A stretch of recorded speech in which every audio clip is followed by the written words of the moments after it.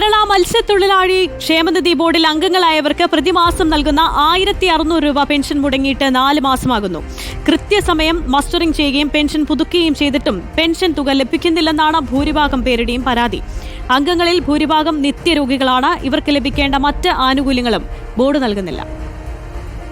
2.5 ലക്ഷം പരമ്പരാഗത മത്സ്യത്തൊഴിലാളികൾ അംഗങ്ങളായ ക്ഷേമനിധി ബോർഡിൽ നിന്നും കഴിഞ്ഞ വർഷം ഡിസംബർ മുതലുള്ള പെൻഷനാണ് ലഭിക്കാനുള്ളത്. മത്സ്യത്തൊഴിലാളികളുടെ പെൻഷൻ കാര്യത്തിൽ ക്ഷേമനിധി വാർദ്ധക്യകാല പെൻഷൻ അത് മുടങ്ങിയിട്ട് തന്നെ ഇപ്പോൾ 4 മാസമായി. സർക്കാർ പറയുന്നത് ഫണ്ടില്ല എന്നുള്ളതാണ്. ഇത് പറയാൻ തുടങ്ങിയിട്ട് തന്നെ വർഷങ്ങൾ കടക്കുന്നു. 1600 വെച്ചാണ് തന്നുകൊണ്ടിരുന്നത്. പക്ഷേ ഇപ്പോൾ അവർ തരുന്നത് 1300 വെച്ചിട്ടാണ്. 5-ാമത്തെ മാസമാണ് 1300 വെച്ച് തരാൻ തുടങ്ങിയിട്ട്. നമുക്ക് ഈ ആനുകൂല്യം അല്ലാതെ വേറെ ആനുകൂല്യങ്ങളൊന്നുമില്ല.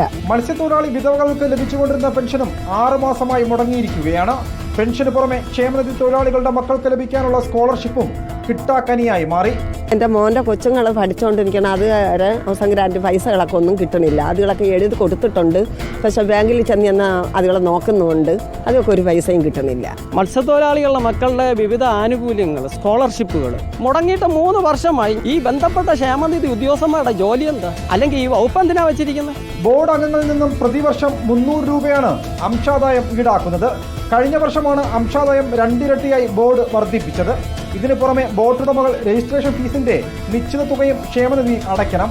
1600 രൂപ മാസം മരുന്നിന് പോലും തികയാത്ത സാഹചര്യത്തിലാണ് പെൻഷൻ 4 മാസമായി മുടങ്ങിയതും മത്സ്യത്തൊഴിലാളികൾ ദുരിതത്തിലായതും. റിപ്പോർട്ടർ, തിരുവനന്തപുരം.